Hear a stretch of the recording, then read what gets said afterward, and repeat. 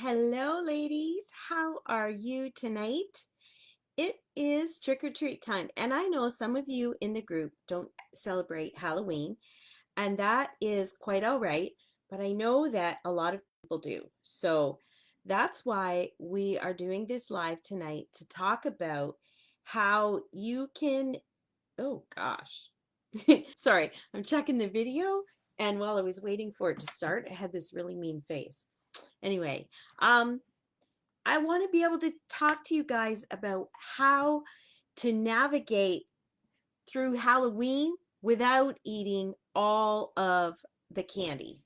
How to, um, oh, this thing, how to survive Halloween without eating all of the candy. So, when you get here, and I'll mention this a few times as more people join on, but say hello in the comments and then tell me, have you bought your Halloween candy yet or not? Hey, Joanne, I'm glad you can make it. All right, so Joanne, have you bought your Halloween candy yet? We haven't bought ours, and actually last year I got zero kids on Halloween. We moved here last September, so I didn't know what to expect. So I did buy candy that I don't really care for instead of buying the mini chocolate bars or the small bags of chips. Hey, Candy. Um, so that was a help that I bought candy I didn't like, so then I could share it out. Yes, you've bought. Okay, Candy. So what have you bought for Halloween candy? Joanne, if you've bought yours, what have you bought? So I don't even know if I'm gonna buy candy. I might buy some things for the grandkids because I know three of them will probably come trick-or-treating to my door because they've told me they're going to. So I'll have some special bags packed up for them, and then maybe probably some suckers, or I don't know. We call them suckers. I don't know if you guys call them suckers or lollipops, but that's probably what I'm going to have because I'm not a fan of lollipops. So um, that's that's trick number one, okay? Trick number one is to buy candy that you don't like. Yeah, it's nice to be that house. I bought some of the chocolate bars, some Butterfingers and some suckers. Oh, yeah, see? That would just be so tempting for me, all of the chocolate. But we're going to talk about that and how to even deal with that. So, um yeah, I tend to buy the things that I don't like. Oh, good. Joanne says just ordered online, but candy is not one of my downfalls. That's great. Candy's not so much my downfall unless, okay, some of them are. I like jelly beans. I like Starburst. I like Skittles, those kind of sweet and sour kind of chewy things like the Skittles and the Starburst. So and jelly beans. So I wouldn't buy those. And then chocolate is a downfall for me. So first things first, buy the things that you don't really like. So you know you're not going to snack on it because you're like, nah, I could do without it. But if you do buy the things that you love, such as the chocolate and the Butterfingers, then hide them before Halloween. In the past, I've bought in the boxes of chocolate bars, and then we ended up eating them before Halloween got here. And then on Halloween, I had to go buy some more. Candy says those are the ones I like, the jelly beans and the Starburst. Yeah, I love the chewiness of them. Actually, I mentioned something about jelly beans. Oh, my grandson last night, we're reading, he's in kindergarten, so we're reading a book called The J Book. And one of the J words was jelly beans. And he said, "What is that?" And I was like, "Oh my boy, how have you not had jelly beans before?" But his mom doesn't like them. So yeah, anyway, I'm not going to be having those. But one other year we had bought the chocolate bars and they were all gone. And then I had to go out on Halloween day and buy more candies because we ate them all. So um, if you have bought them and they're going to be a temptation for you, hide them in a spot where it's difficult to get to them, so that in order to go get them, you're going to have to actually think about the action that you're going to take. So, I don't know, maybe, yeah, about the jelly beans. I know. Um, if so, hide them in a cupboard up high that you're going to have to get the step stool or a chair to get them, or to get somebody else to get them. Hide them in the back of a closet, so you got to pull things out. Like, some, hide them somewhere that it's going to make you have to think, do I really want this? Or do I really need this? Sometimes we think that we want something, but it's really our old habits telling us that. Like, oh, there was something I ate the other week. What was it? I can't remember. And I thought, oh, I've always loved this, and it was available, and so I thought, yeah, I'll have it. And I didn't really care for it. Oh, I wish I could remember what it was. But as I was eating it, I thought, oh, this doesn't taste as good as what I imagined that it tasted. And so I didn't really care to finish it. So sometimes our brain tells us you really, really want that because it's going to taste really, really good. And then you have it, and it's not actually what your brain has made it out to be. Really, what's happening is your brain is associating the candy with a feeling. And sometimes that feeling is, it has brought you happiness. It has given you an opportunity to shut your mind off and numb out about something that's bothering you. But it's really not the food that has done that. It's the actions that you've taken. The fact that you've taken the food and sat down for a while and maybe binge watch some TV, like maybe that's what your body is actually needing, is for you to take some time to relax. I don't know about you guys, but when I get in the car, not so much anymore, but it used to be, I would get in the car and immediately, and I've told this before, immediately think, what can I eat? And then I would go through the drive-through, a lot of times Starbucks. I'd get myself a coffee and maybe a treat, and then I would go sit in the parking lot in my car and just open the sunroof, enjoy the sun and the weather, and listen to some music or listen to a podcast. Now, had I gotten myself a coffee without all of the sugar in it and gone and done the same thing, then I could have associated the plain coffee with that feeling of relaxation, of enjoying the sun and the music and the podcast. So sometimes the food that we're craving is really being associated to a feeling. Let me know if that makes sense. Candy says, yes, I have been there. Had something I thought I wanted, but then didn't want it while I was eating it. And how many times have you eaten something and you're thinking, oh, this isn't very good, and yet you finish it?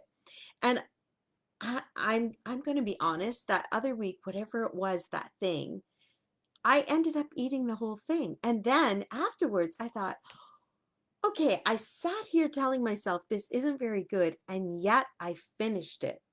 So then I had to do some analysis. Why did I finish it? What was going on in my mind to think that even though I didn't enjoy it, that I had to finish it?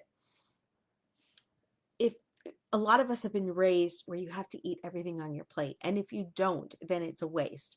So the thought of not of just saying, oh, I'm done, and throwing it in the garbage brought up some, that's so wasteful. But here's something, this is something my mom has said. It is wasteful, but it's wasteful one way or the other. So you either throw it in the garbage as waste, or you eat it and it goes to your waste. So no matter what, it's going to be wasteful or wasteful. Hey, Tanel. Oh, Carol, association totally makes sense. Time to make some new associations with healthy choices. Yes. And I've been doing a lot of research lately on habits and mindset and motivation and willpower. And that was one of the things that that I've been learning in the classes I've been taking is about that association with an emotion or a feeling. And we can actually cognitively separate ourselves from that, but it requires some work. It requires a little bit of journaling or talking it out loud. You can use um, uh, audio journal. I like one called Journify, and you can just talk into it. Now I've used it quite a bit, but then I've realized, okay, I never go back and listen to it, so I might as well just talk to myself out loud. So it's up to you. If you're journaling and you like to write, then do that, or talk it through with somebody you know, which that's what is great when you have a health coach, because then we can talk that stuff through, or talk to yourself, but do it out loud, because something about the talking or the writing that just makes it click better. Candy says, if I didn't like it, I wouldn't have finished it. Maybe put it in the fridge for later and never got back to it. See, and that's good. And that's why, Candy, you've been able to stay to get to your goal weight and to stay in that range. Like that mindset shift makes such a big difference. So we said buy candy that you don't like, and then even if you buy candy that you like, then hide it so it's hard to get to until Halloween.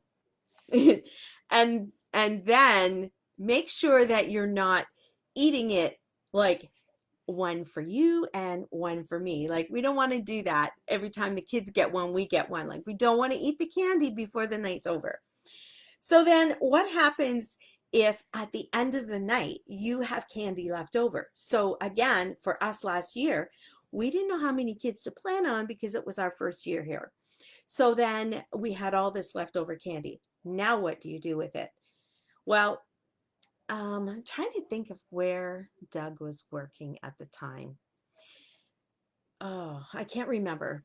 But wherever it was he was working, I sent the candy with him to work. I was like, I don't want that here. You take it to work and share it with the guys at work. So that's what he did. Um, so that's one choice. You can give the candy away. Even the last few kids that come to the house, I've done this in the past as well. Yeah, Candy says give it to the grandkids. Yeah, I'm trying to teach my grandkids moderation. And if I'm not going to eat it, then I try not to give it to them either. So I am not going to give it all to my grandkids, because I also recognize how it makes them feel. They get cranky and irritable, and it's because of all the sugar. So I don't want to give it to my grandkids. I don't want to set them up for the same issues that I've had. But hey, that's totally up to you. Um, so one option is to give it away, or at the end of the night, when you know that there's not that many kids left, give them a whole bunch. And yeah, you know what? The end of the night, it probably is the bigger kids who are too old to be going out trick-or-treating. But I know that a lot of people are really judgy about those older kids. What a blessing it would be if the older kids came to the door and you said, you know what? I don't want to have this leftover candy. And you just gave them like a handful. What would they think about you? How would that make them feel? Like, that would totally make their night. And they're going to know, maybe a couple years later, if they're in the mood for vandalizing, they're going to go, yeah, let's not go to her house to cause any trouble, because she's the lady who gives us all the candy. I mean, that shouldn't be our reason why, but like, what a blessing that would be for those teenagers who maybe get judged for going out trick-or-treating, to get a whole pile of candy at the end of the night. Um, So let's say it was like us last year where we had no kids come to the house. Um, and so now we have all this candy left over. And I- in the past, I have bought the chocolate bars because I know how much my kids loved it when they would go to a house that gave out chocolate bars or the good candies. So let's say you did buy the good candies and you have those left over. So and you don't have anybody to give it away to. So what do? Plan to eat it. Actually decide I'm going to eat it. Candy says, I would love to see the older kids trick or treating than out causing trouble. We have teens here and I love having them. Absolutely. I remember when my kids were in their teens and they would still go trick or treating. We would let them all come over to our house and they would hang out and have some candy and whatever and watch some movies. But they would go out trick or treating first and then they'd come back and they'd share their candies and they'd have a great time. And I knew they were all together. They were in a safe place. Um, a couple of the older ones, I would say, all right, I'm putting you guys in charge. You make sure they stay out of trouble. Like, but they knew they were coming back to my house to have fun, and it was a safe place for them to be. And it was great seeing them together going out trick or treating. So, anyway, off topic. So, you have all this candy left over. What are you going to do with it if you don't have anybody to give it to? Plan to eat it. All right? Just because you have candy, that doesn't mean you need to eat it all on one night. And yeah, Candy says that's the best with the teens. I love teenagers. That was my favorite age group with my kids. So here's the thing. Sometimes when we have foods that we typically tend to associate good food, bad food. And there's really no bad food, there's bad quantities. There's no junk food, there's junk quantities. So it's not the occasional junk food that is the problem when it comes to losing weight. It's the quantity of what we're having, it's how often we're having it. So if we have one of those bad foods in the house, we kind of get this mentality where we think, okay, I've got to eat it all because I'm not supposed to have it. And so it's kind of like if you eat it quickly, then it didn't really happen. If you eat it quickly, then it doesn't have any calories. Those kinds of thoughts, like we know it's not true, and yet we still do it. So what if instead you said, all right, I have all this candy left over. I'm just going to eat it anyway. But you planned it out in your week. You decided, okay, so this year Halloween's on a Sunday. So you've got these chocolate bars left over. You decide, I'm going to have one of these mini chocolate bars after dinner on Monday night. And then maybe on Tuesday, you say, and this will be the next tip. On Tuesday, you say, um, I can have one today if I want to, but I think I'll have it later. I think I'll wait until tomorrow. And this is something one of my current clients did. She had a very stressful week and all she wanted was ice cream. She wanted to stop at McDonald's on the way home and get a McFlurry. And so the first night she almost went, and then she said to herself, no, I think I'm going to wait and I'll do it tomorrow night. So she didn't tell herself you can't have it. She just deferred that her having it. So the next night came, same thing, stressful day. She wants the ice cream and she goes, yeah, I could have it, but I'll wait until tomorrow night. And she managed to go the entire week without the ice cream, and things just worked out better. She did some more journaling, like, and it was such a flip of the switch for her because in the past it would have been, oh, I can't have it. It's bad. I can't have it. And so then you start, the more you say you can't have it, the more you want it. and then you start getting all up in your head in a bad way, and then you end up going and getting it anyway, because then you kind of dig your heels in and you go, you know what, nobody's going to tell me what to do. I deserve this. I've had a bad day. And you give yourself all the excuses of why you should be able to have it. And the truth is, you can have it if you want to.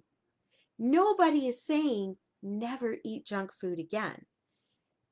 You can absolutely have it, but it's about the quantities. So plan it into your meals. Decide I'm going to have a chocolate after dinner on Monday. Maybe on Wednesday, you're going to have it at lunchtime. Just plan it out. My grandma used to always have a chocolate bar in the fridge, and she would go and get one square of chocolate, and that would be all that she would eat. This chocolate bar would last her for months. Um, and one day, this was quite a while ago. So in my certification, we were um, a heart specialist, did a cardiologist, did a teaching for us, and showed us that dark chocolate is really good for you in multiple ways. And so I was like, okay. And he says, have an ounce of dark chocolate a day. So I went and bought a dark chocolate bar. And the first time I ate the whole thing, because I had this mentality of, "Oh, I'm not supposed to have it, so I better eat it all because I don't know when I'm going to get it again." And I ate the whole thing, and then I didn't buy any more for months.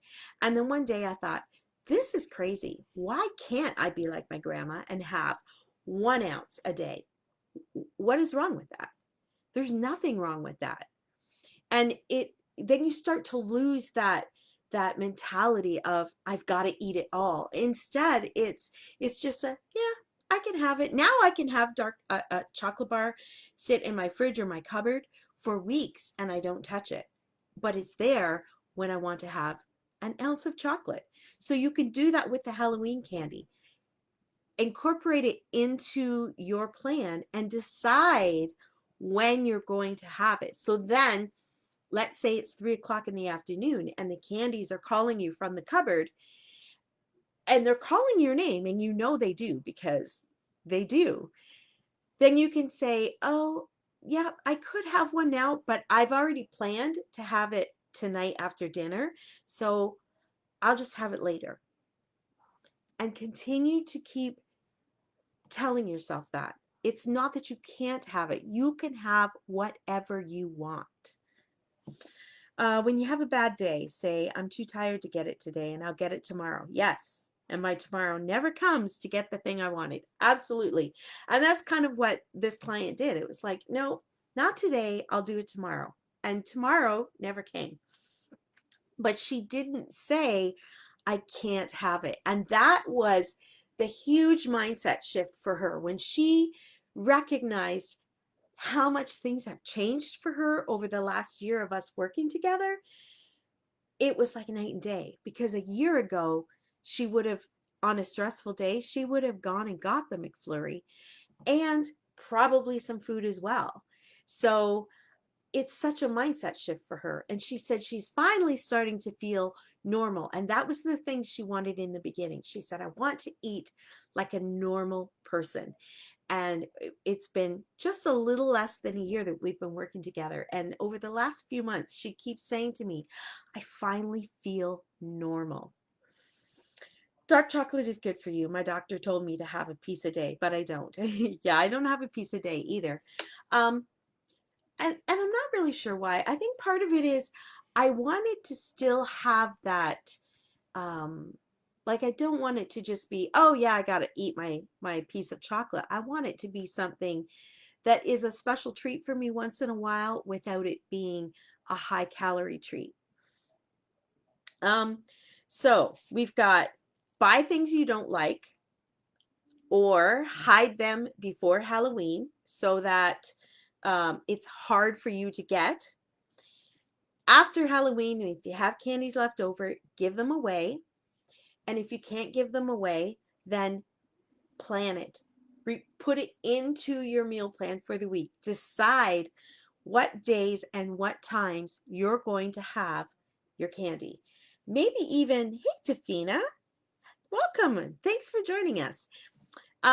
Maybe even put it into your calendar, like actually make an appointment with yourself to sit down and enjoy that piece of that candy, that little bag of candy, the chocolate, even the little bag of chips, whatever it is that you're going to eat.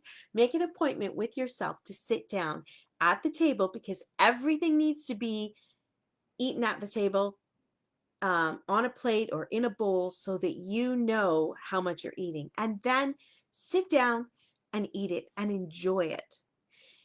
Then it takes that danger away from it. Like, um some women like to date the bad guy, but when they date the bad guy, he's a bad guy and they really don't want to date him, but they think they do. It's the same thing with candy. We we don't we want it because we think that we can't have it. And as soon as you take that thought away, then it loses the power that it has over you. And so eat it and plan it. You can have it whenever you want. You actually can, but you get to choose when that is. And so you can say to yourself, yep, I want it right now, but I think I'm going to wait until later. I'm going to wait until tomorrow. I'm going to wait till tonight. Like, you get to decide when you want to eat that treat. The food does not need to control you. And like I said, when you take that danger away from it, then it doesn't have to control you as much. Now you get to decide, nope, I don't want it today. I don't want it right now. I'm going to have it later. Um, what else? So, um, I want to touch a little bit about goal setting. Um, because I think that's important to really know why you want to reach your goal weight. If it's just because you are 100 pounds overweight and you know that you should lose weight and you know that you would probably feel better if you lost weight, that's probably not a good enough reason to follow a plan and stick to it and to be able to uh, follow through long term. You need to have a bigger why, a stronger why. You really need to know, why is it important? So I need to lose 100 pounds. Well, why is that important? Because I think I would feel better. Okay, well, why is it important for you to feel better?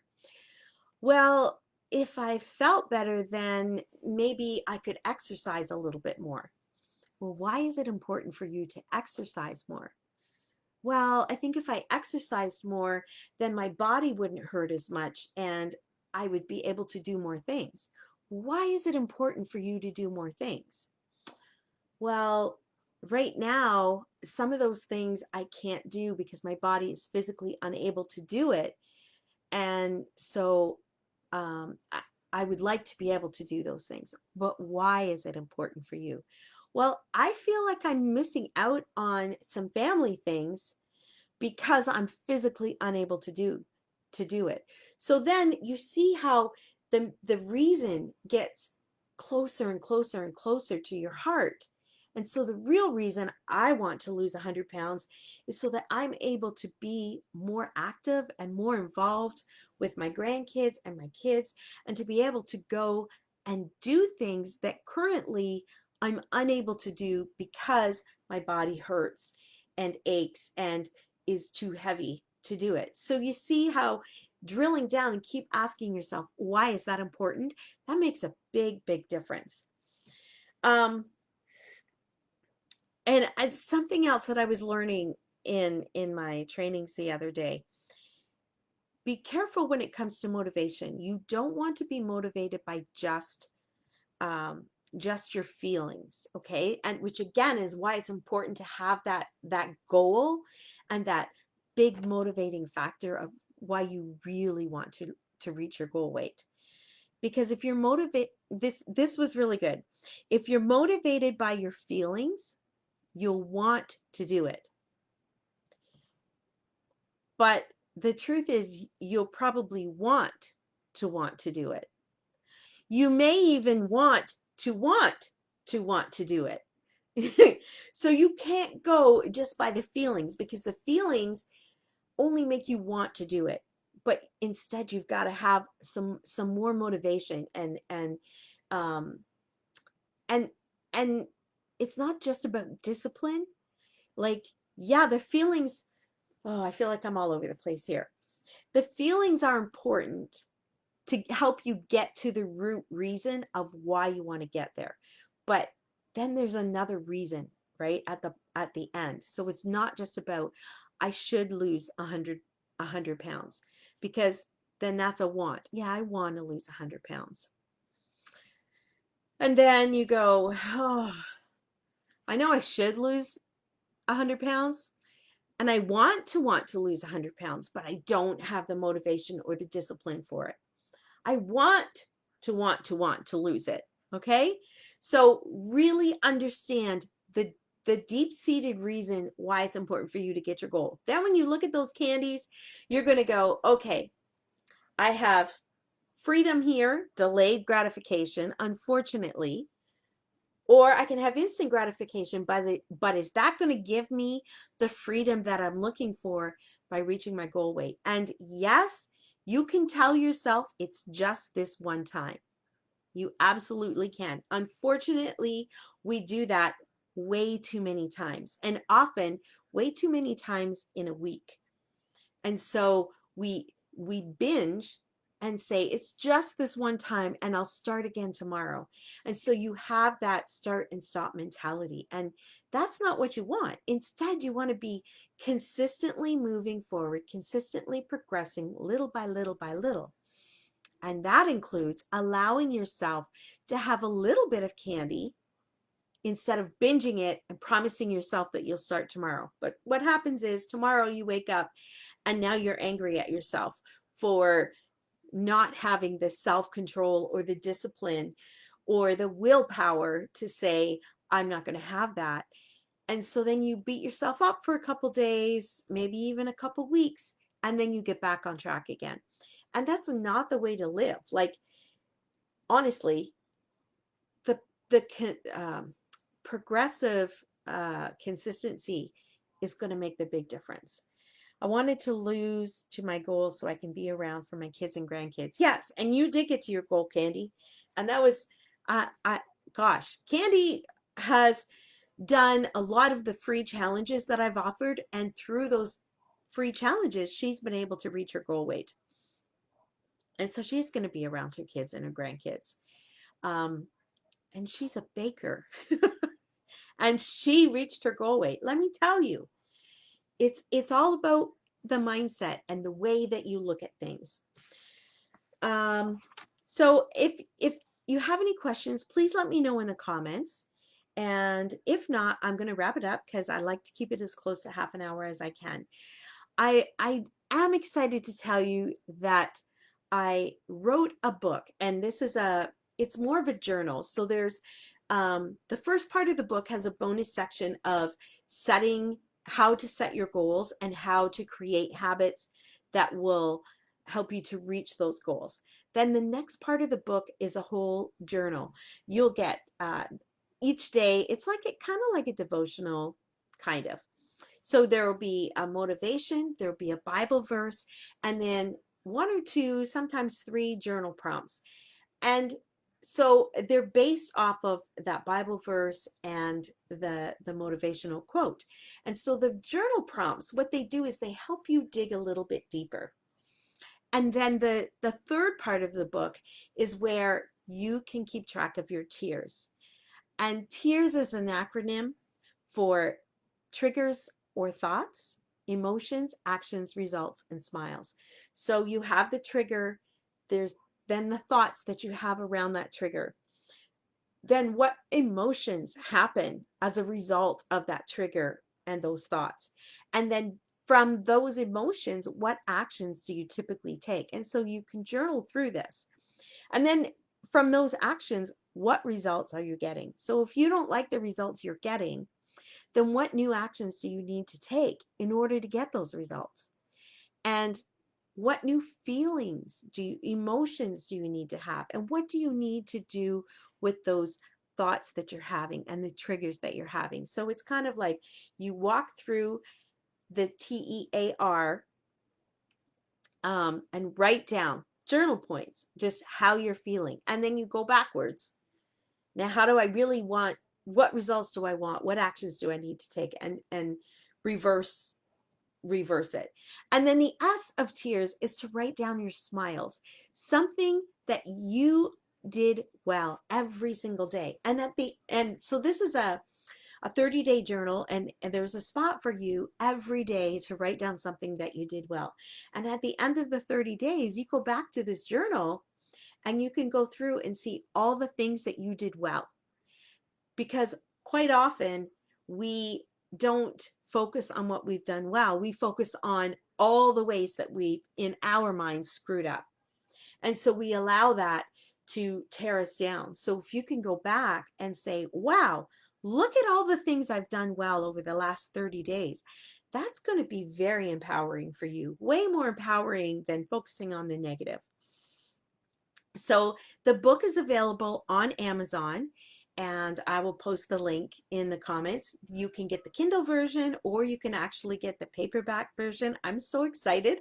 This is my first publication to be available on Amazon, and I'm so excited about it. It's something that I've been wanting to do for a long time, and recently I just said, all right, no more procrastinating. I'm just going to do this, and I'm so excited to be able to offer that to you guys. Also, I wanted to let you know that if you wanted to work with me in a one-on-one basis, the next round of the program will start on November 1st.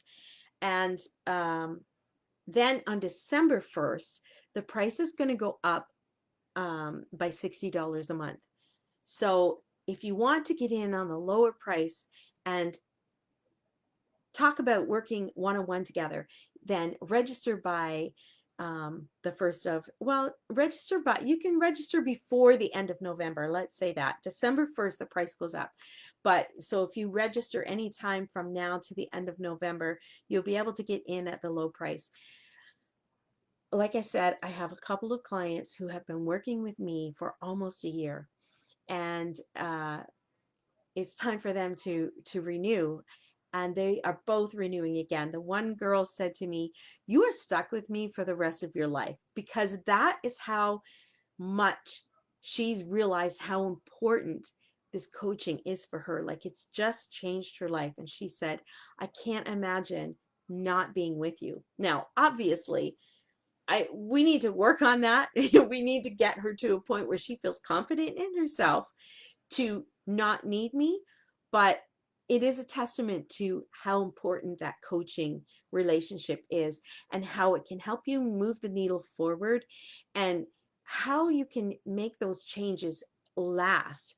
The other client has been at the same weight and has been able to maintain, and that's been exciting for her because that's something she has never been able to do.